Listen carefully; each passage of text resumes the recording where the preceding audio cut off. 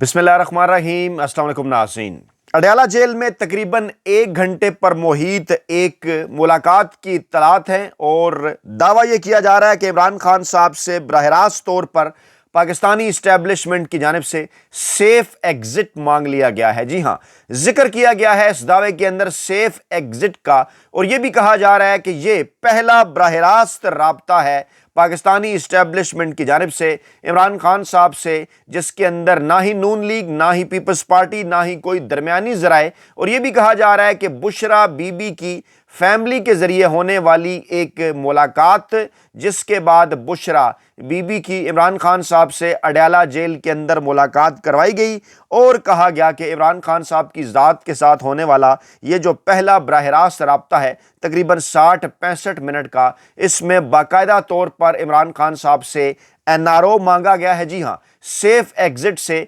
Basically मुराद यही है कि अगर इमरान खान साहब को रिहा किया जाता है, अगर इमरान खान साहब को बनी गाला शिफ्ट किया जाता है, 25 तारीख को अस्पताल के अंदर इमरान खान साहब को इंजेक्शन लगाने के बाद अगर वहाँ से उन्हें बनी गाला शिफ्ट किया जाता है, तो बदले में क्या एक्सपेक्ट कर रहे हैं पाकिस्तान के ताकतवर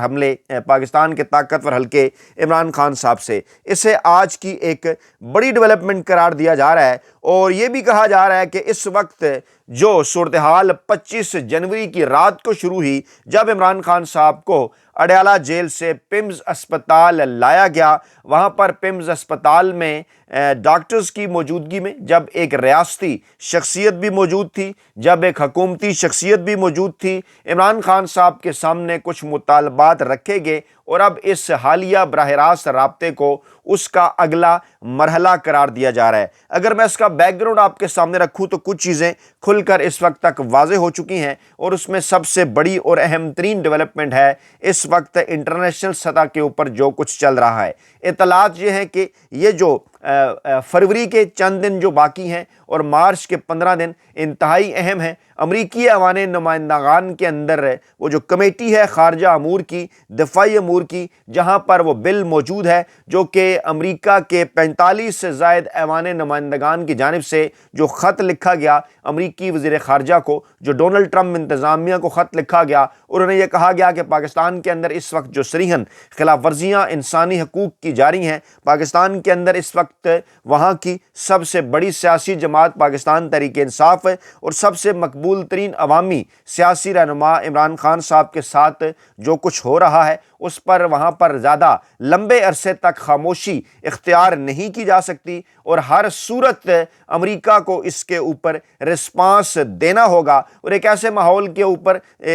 माहौल के अंदर जब गज़ा बोर्ड ऑफ पीस का इजलास होता है, पाकिस्तान का डोनाल्ड ट्रंप साहब की जानिब से पाकिस्तान के फील्ड मार्शल का शहबाज शरीफ साहब जो चुंतखब वज़ीर-ए-आज़म हैं उनका शुक्रिया अदा किया जाता है, तो यकीनी तौर पर कुछ जो है वो कहते हैं एक अलार्मिंग सिचुएशन बन जाती है इस हवाले से कि आगे चलकर अमेरिका अब इन मामलात में पाकिस्तान से क्या मांगने जा रहा है। दूसरी तरफ अगर देखा जाए तो 2022 अप्रैल से लेके आज 2026 है, तकरीबन 4 साल का अरसा गुजर चुका। इस दौरान जो पाकिस्तान का रवायती सियासी माफिया है यानी पीपल्स पार्टी, नवाज लीग, मुत्तहिदा कौमी मूवमेंट और दीगर सियासी जमातें, जिन सियासी जमातों को इमरान खान साहब की जगह मुख्तलिफ पाकिस्तान के इलाकों के अंदर अकोमोडेट किया गया, अंदरून सिंध के अंदर पीपल्स पार्टी को इमरान खान साहब के मुकाबले में अकोमोडेट किया गया, वहाँ पर पाकिस्तान तहरीक-ए-इंसाफ और इमरान खान साहब ने नशिस्तें जीती, लेकिन वहाँ पर पीपल्स पार्टी को धांधली के ज़रिए अकोमोडेट किया गया।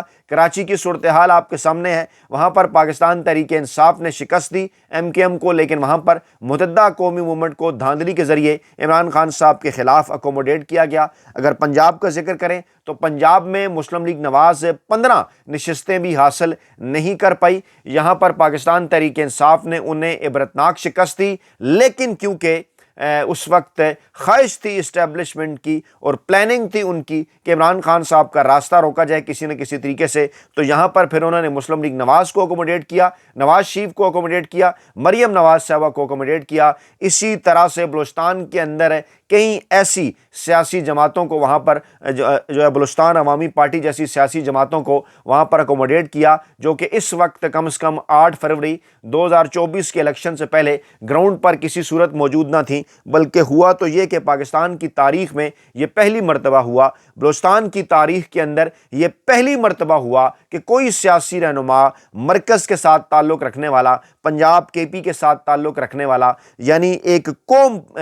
پاکستان کا قوم پرست رہنما، قوم کے حساب سے، پاکستان کے حساب سے، میں نیشنل لیڈر کی ذکر کر رہا ہوں، یعنی ماضی میں نہ ہی ذوالفقار علی بھٹو صاحب کو اس قسم کی کوئی سہولت مل سکی، نہ ہی مریم نواز صاحبہ کو کوئی اس قسم کی کامیابی مل سکی، نہ ہی میاں نواز شریف صاحب اس قسم کا کوئی کام کر سکے، لیکن عمران خان صاحب نے تن تنہا 1996 سے لے کر مسلسل 2018 تک جس قسم کی سیاست کی، اپوزیشن کی سیاست، اس کے بعد آئین اور قانون کی بات کی، انصاف کی بات کی، نوجوانوں کے اندر اپنا پیغام جس طرح سے پہنچایا، پورے پاکستان کے عوام عمران خان صاحب کے ساتھ، پورے پاکستان کے نوجوان خاص طور پہ عمران خان صاحب کے ساتھ اٹھ کھڑے ہوئے، ڈٹ کر ساتھ کھڑے ہو گئے، بلوچستان کے نوجوان بھی کھڑے ہو گئے، اور پہلی مرتبہ ہوا بلوچستان کی تاریخ کے اندر کہ بلوچستان صوبے میں بھی قوم پرست رہنما، جو وہاں کے بلوچ قوم پرست رہنما ہیں، ان کے مقابلے میں عمران خان صاحب کی مقبولیت وہاں پر زیادہ تھی۔ لیکن وہاں پر کیا ہوا، 8 فروری 2024 کو عمران خان صاحب کو دھاندلی کے ذریعے ہرایا گیا،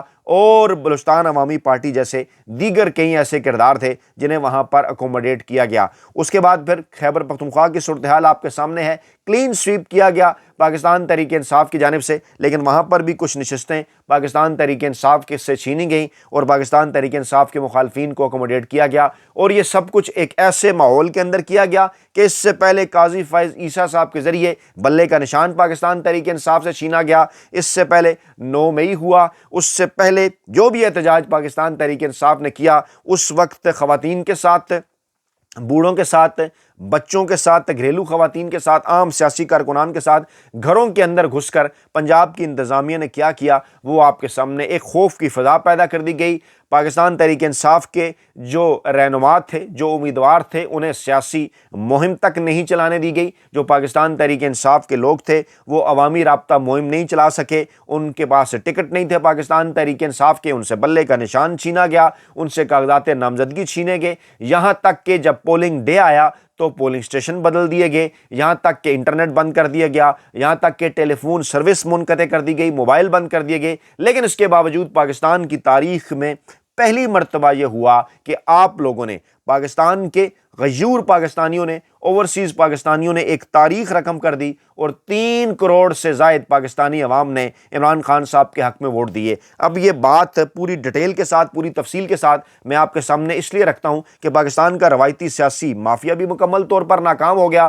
پاکستان کی جو روایتی اسٹیبلشمنٹ تھی وہ بھی عمران خان صاحب کے مد مقابل پہلی مرتبہ ایسا ہوا کہ وہ مکمل طور پر ناکام ہوئی۔ کسی قسم کا کوئی نیریٹو نہ ہی میڈیا عمران خان صاحب کے خلاف بنا سکا، نہ ہی بیوروکریسی، نہ ہی الیکشن کمیشن، نہ ہی سپریم کورٹ آف پاکستان، یہ تمام تر ادارے جہاں پر پاکستان کے روایتی سیاسی مافیا کا، پاکستان کے مقتدر حلقوں کا مکمل طور پر قبضہ ہو چکا تھا، کہا گیا تھا، انہیں ٹاسک دیا گیا تھا کہ عمران خان صاحب کے خلاف نیریٹو بنائیں، لیکن وہ عمران خان صاحب کے خلاف کسی قسم کا کوئی بھی نیریٹو بنانے کے اندر کامیاب نہ ہو سکے۔ اب اس ساری صورتحال کے اندر معاملہ یہاں تک آن پہنچا ہے کہ مسلسل کوشش کی جا رہی ہے، کبھی پاکستان پیپلز پارٹی کے آصف زرداری صاحب کی جانب سے، کبھی پاکستان مسلم لیگ نواز کے نواز شریف صاحب کی جانب سے، اور کبھی پاکستانی اسٹیبلشمنٹ براہ راست روابط کر کے، براہ راست پیغام بھجوا کے عمران خان صاحب کو بار بار اس بات کے اوپر ان سے درخواست کی جا رہی ہے کہ جناب اگر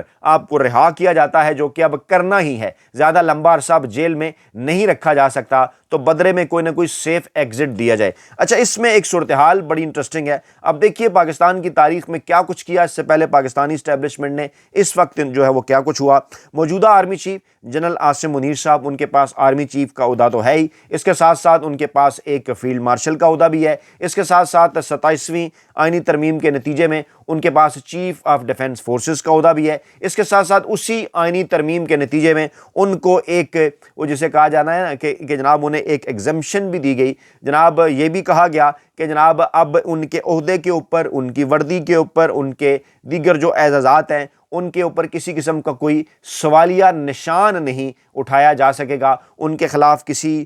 جو ہے وہ کورٹ کے اندر کسی قسم کی کوئی کارروائی جو ہے وہ نہیں کی جا سکے گی۔ یعنی یہ تمام تر سہولتیں حاصل کر لینے کے باوجود بھی اس حد تک پاکستانی اسٹیبلشمنٹ کو کہ ہاں، جسے یہ کہا جائے کہ ایک قسم کا خوف وہاں پر موجود ہے کہ اگر پاکستان میں صاف اور شفاف الیکشن کے نتیجے میں عمران خان صاحب برسر اقتدار آ جاتے ہیں تو اس کے بعد پھر ان کے ساتھ کیا ہوگا، یہ ایک بہت بڑا سوالیہ نشان ہے۔ اس کی آڑ میں بار بار کبھی عمران خان صاحب کو قومی حکومت کا فارمولہ بھجوایا جا رہا ہے، کبھی عمران خان صاحب کو یہ کہا جا رہا ہے کہ جناب آپ چاہیں تو لندن چلے جائیں، چاہیں تو آپ جو ہے وہ ترکی چلے جائیں، چاہے تو اپنی مرضی کے کسی بھی ملک چلے جائیں، وہاں پر اپنی مرضی کی جلا وطنی کچھ عرصے کے لیے اختیار کر لیں، بدلے میں آپ خاموشی اختیار کر لیں۔ اچھا، اس کے ساتھ ساتھ کبھی یہ آفرز بھی کی جا رہی ہیں کہ آپ چاہے تو بنی گالہ چلے جائیں، چاہے تو آپ زمان پارک میں رہائش اختیار کر لیں، لیکن بدلے میں آپ خاموشی اختیار کر لیں۔ اچھا، پھر اس قسم کی آفرز بھی کی جا رہی ہیں کہ آپ اپنی مرضی کی جیل،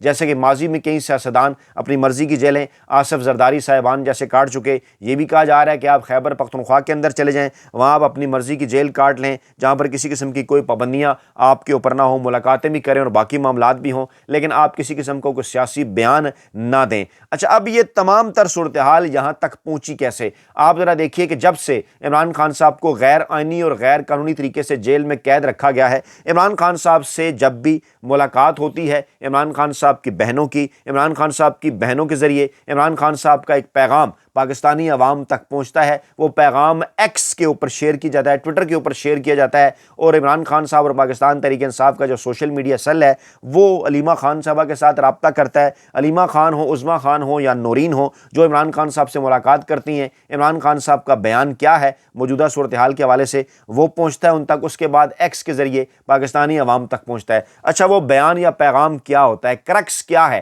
عمران خان صاحب کے اس پیغام کا؟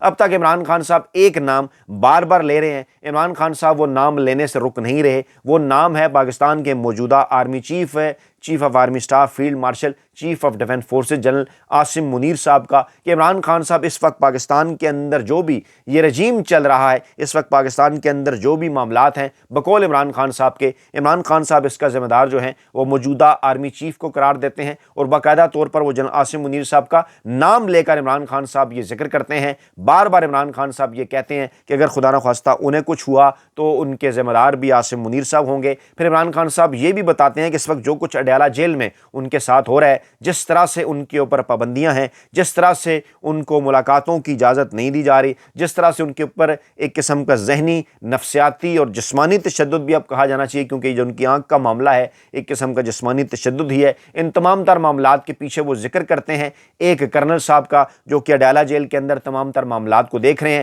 پھر عمران خان صاحب یہ بات بھی کرتے ہیں کہ وہ جو کرنل صاحب ہیں وہ براہ راست ہدایات جو ہیں وہ پاکستانی اسٹیبلشمنٹ سے لے رہے ہیں، وہ کسی اور کے کنٹرول میں نہیں ہیں۔ اور پھر عمران خان صاحب کھل کر نام لیتے ہیں، عدالتوں کا بھی ذکر کرتے ہیں کہ یہ عدالتیں اس وقت کیا کردار ادا کر رہی ہیں، ان عدالتوں سے کس قسم کے فیصلے آ رہے ہیں، ان عدالتوں کو کون کنٹرول کر رہا ہے۔ پھر عمران خان صاحب پاکستان کے خفیہ اداروں کا بھی ذکر کرتے ہیں بار بار، اور وہ کہتے ہیں کہ اس وقت پاکستان کے اندر امن و امان کے حوالے سے، دیگر معاملات کے حوالے سے جس قسم کی صورتحال ہے اس کی وجہ یہ ہے کہ جو پاکستان کے خفیہ ادارے ہیں، بجائے یہ کہ وہ کام کریں جو کہ آئین اور قانون کے اندر انہیں دیا گیا ہے، وہ تمام کے تمام پاکستان تحریک انصاف کے پیچھے پڑے ہوئے ہیں، وہ تمام کا تمام زور پاکستان تحریک انصاف کے اوپر لگا رہے ہیں، پاکستان تحریک انصاف کو توڑنے کی کوشش کر رہے ہیں۔ پھر عمران خان صاحب جب اس روایتی سیاسی مافیا کا ذکر کرتے ہیں تو صرف اور صرف اس کانٹیکس میں کرتے ہیں کہ بھائی آپ سے کیا بات کی جائے، وہ نام نہیں لے رہے، نہ ہی نواز شریف کا، نہ ہی آصف زرداری کا، وہ نام لینا بھی نہیں چاہتے، وہ تو ایک ہی بات کر رہے ہیں کہ جناب آپ کے اختیار میں تو کچھ ہے ہی نہیں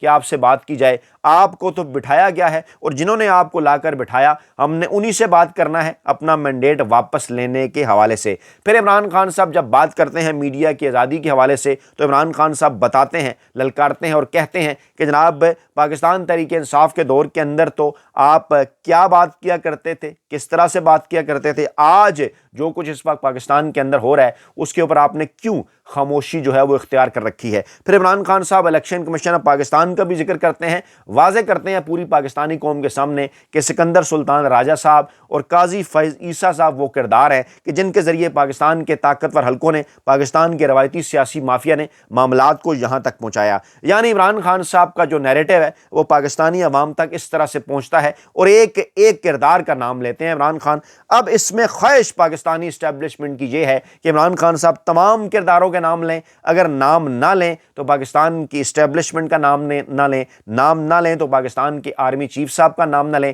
بدلے میں عمران خان صاحب کو پولیٹیکل سپیس دیا جا سکتا ہے ایک مخصوص حد تک، لیکن خواہش یہ ہے کہ جناب آپ اگر سیف ایگزٹ دیتے ہیں موجودہ قیادت کو تو بدلے میں آپ کو بہت کچھ دیا جا سکتا ہے، اور اسی سیف ایگزٹ کو مانگنے کے لیے اڈیالہ جیل کے اندر تقریباً 60-66 منٹ کی جو ملاقات بشرا بی بی اور عمران خان صاحب کی ہوئی ہے، جس کے متعلق آج کنفرمیشن آ رہی ہے اڈیالہ جیل سے کہ اس سے پہلے بشرا بی بی کی فیملی کو ایک پیغام بھی پہنچوایا گیا کہ براہ راست عمران خان صاحب سے بات کی جا سکتی ہے اگر عمران خان صاحب ہمیں سیف ایگزٹ جو ہے وہ دینے پر آمادہ ہو جائیں۔ تو جناب یہ تھیں آج کی اپڈیٹس، اپنا بہت خیال رکھیے گا، دعاؤں میں یاد رکھیے گا، نئی ویڈیو کے ساتھ جلد حاضر ہوں گے، اللہ نے کے مان۔